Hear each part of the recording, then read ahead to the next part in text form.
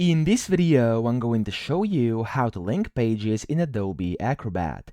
Now, the first thing you want to do, you want to open your document, then you want to go to the right here and click on Edit PDF. Now, the first thing you then want to do is click on the link up top, and you want to select this first one, which says Add or Edit Web or Document Link. Now, when you do so, you want to draw a rectangle where you want your link to be. So where you want to link the page, you can just go ahead and draw it using your left mouse button. So I'm just going to go over here, and I'm actually going to draw over this assets word over here like this. And then whenever you release your mouse button, this is going to pop up.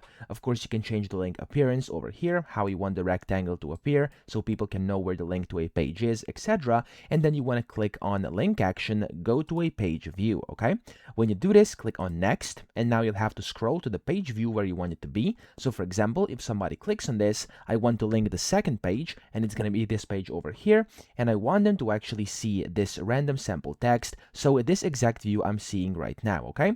Then whenever you are on the view, you can just click on set link, and there we go. That's all you have to do. If I now click on close, and somebody were to click on this link over here, so this asset word over here, they're gonna go to my exact view over here on the second page. So that's the easiest way to link pages in Adobe Acrobat. I hope this video helped you out. If it did, please subscribe to the channel and help me out as well.